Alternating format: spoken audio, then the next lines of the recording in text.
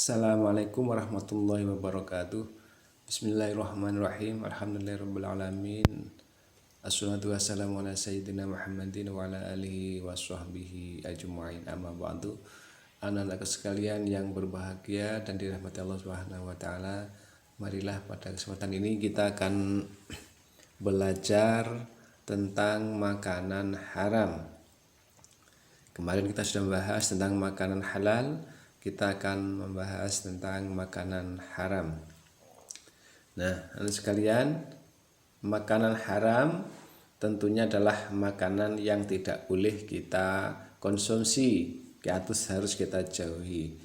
Ya, makanan itu mengapa? Karena makanan dapat mempengaruhi kondisi fisik dan mental seseorang serta berpengaruh terhadap iman dan kualitas ibadahnya.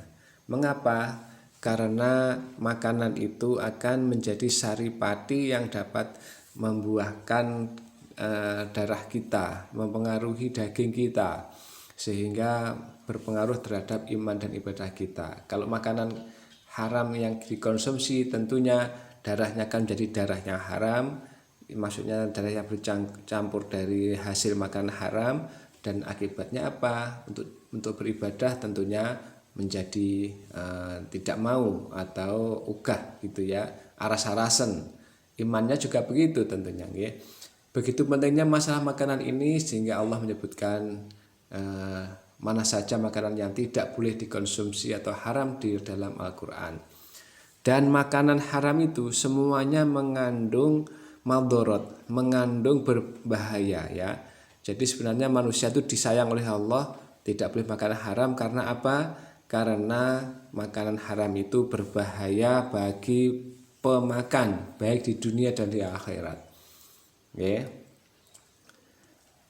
Ini sabda Rasulullah SAW, ya Ka'ab bin Ujrah, innahu la yadkhulul jannah lahmun nabata min suhtin, gitu ya. Wahai Ka'ab bin Ujrah, sesungguhnya tidak akan masuk surga daging yang tumbuh dari makanan haram. Nah, sebegitunya Rasulullah memberikan peringatan kepada kita, jangan sampai kita itu makan makanan haram. Okay? Allah telah memerintahkan manusia supaya mengkonsumsi makanan yang baik, mengkonsumsi makanan yang halal, okay? Makanan yang halal dan baik. Sebaiknya manusia diharuskan menjauhi makanan haram. Ya, makanan haram apa itu? Makanan yang dilarang, ya, yang dilarang untuk dikonsumsi menurut syariat Islam. Wa tuhillu lahumut thayyibat wa yuharrimu alaihimul khaba'ith. Artinya apa? Dihalalkan bagi kita yang baik-baik dan diharamkan yang jelek-jelek, begitu.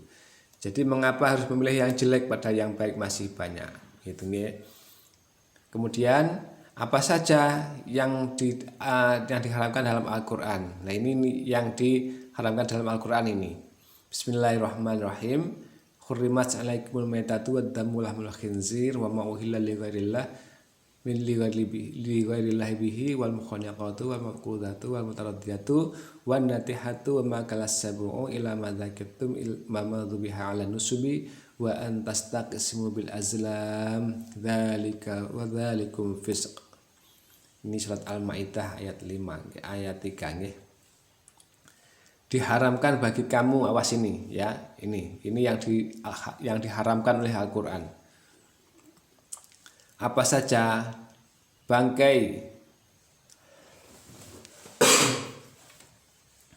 kemudian darah.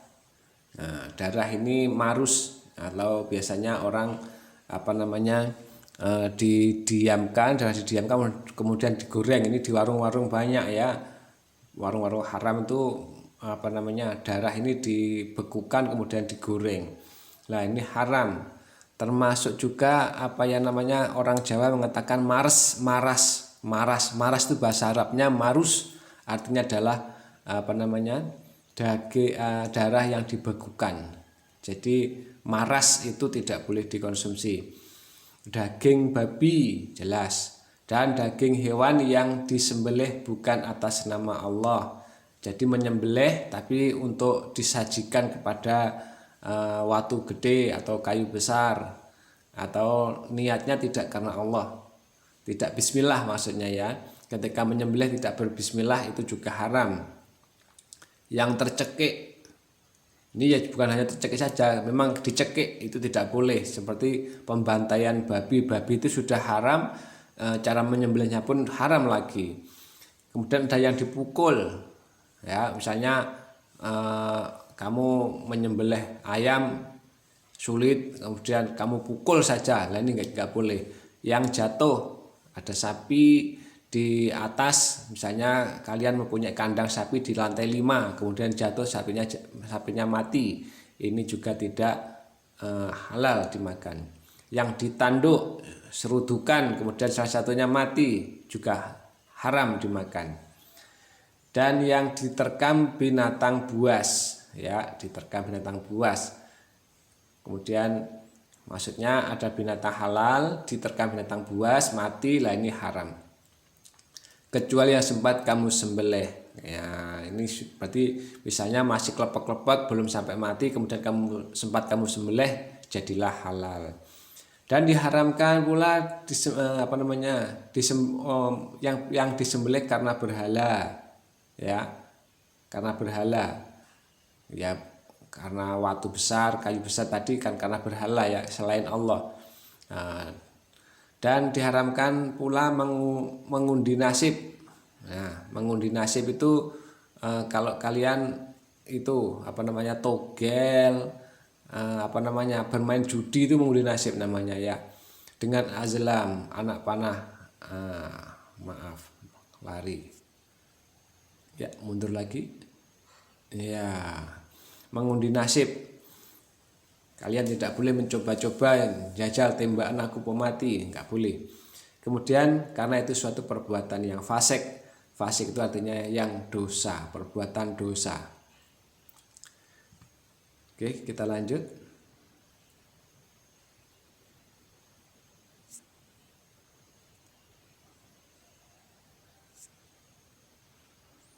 Nah, kemudian ya ini sudah tadi ya ternyata, maaf.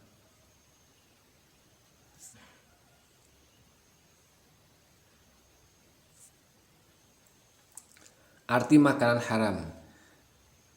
Makanan haram sendiri berasal dari kata makan yang artinya aktivitas memasukkan sesuatu ke dalam tubuh. Gampang, ini sudah nggak usah perlu dijelaskan. Makan adalah yang benda atau yang kita makan, jelas ya, nggak usah dijelaskan ini tentang makan. Kemudian apa saja yang dinamakan makanan haram itu ya ini. Nah, makanan haram ini macam-macamnya ya. Makanan yang diharamkan agama, yaitu makanan yang diharamkan di dalam Al-Quran, hadis, dan bila tidak terdapat petunjuk yang dilarang berarti halal. Jadi pada dasarnya makanan itu halal kecuali yang tidak boleh, begitu nggih. Jadi seluruh makanan aslinya halal kecuali yang diharamkan, kecuali yang ditunjukkan oh ini jangan dimakan, lah barulah yang kecuali itulah yang diharamkan. Berarti banyak yang halal tentunya. Ya, jadi makanan sebenarnya banyak yang halal kecuali ini. Yang namanya kecuali itu lebih sedikit dibandingkan yang aslinya. Tapi orang banyak yang sukanya yang justru yang diharamkan yang dicari. Nah ini yang terbalik ini dunia. Baik, sekarang ini yang perlu kita camkan ya. Ini kita garis besar ini ya. Ini ya. Haram itu ada dua. Ya, haram itu ada dua. Yang pertama haram aini. Apa? Haram aini. Apa haram aini? Yaitu hukum asal dari makanan itu sendiri memang sudah haram ditinjau dari sifat bendanya, seperti daging babi, darah, bangkai. Nah, ataupun ini asli sudah asli dari sana sudah haram, diharamkan bentuknya, bendanya sudah haram. Haram karena sifat tersebut ada 3. Nah, contoh ini yang diharamkan ya, berupa hewan. Hewan apa yang aslinya sudah diharamkan? Daging babi, anjing, ulat, buaya. Daging babi dan teman-temannya babi nggih. Anjing sak teman-temannya babi, sak anjing. Ulat, ular.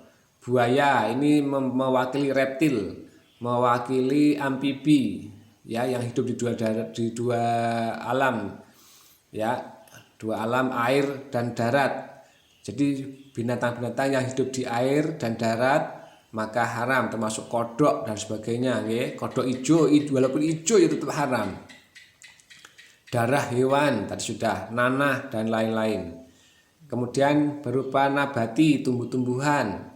Tumbuhan apa yang diharamkan oleh Allah? Asli ini sudah, kecubung, ganja, serta daun beracun. Banyak ya daun beracun, ganja dan sebagainya. Kemudian yang ketiga, benda yang berasal dari ini dari apa namanya ini kok tertutup. Dari bumi ini ya, dari hasil dalam bumi, contohnya timah, aspal, logam dan lain-lain. Kalau kalian melihat televisi dalam hotspot itu ada orang-orang yang makan apa namanya baut dan sebagainya, ini haram jelas ya, karena akan merusak dirinya. Nah, itu adalah haram aini, haram yang memang bendanya itu sudah diharamkan. Ya, untuk memudahkan memahamkan satunya lagi ini. Yang kedua haram dibagi haram sababi. Tadi haram aini, yang kedua adalah haram sababi. Nah, haram sababi ini adalah makanan itu sendiri adalah halal. Aslinya makannya halal. Aslinya makanannya halal. Contohnya sapi misalnya. Sapi kan halal. Akan tapi karena hasil curian misalnya maka jadilah haram gitu. Akan tetapi dia berubah menjadi haram karena adanya sebab yang menjadikan haramnya makanan tersebut. Seperti daging sapi digoreng dengan minyak babi. Daging sapinya halal, tapi karena digoreng dengan minyak babi jadinya haram. Sapinya halal, tapi karena uangnya hasil mencuri jadinya haram.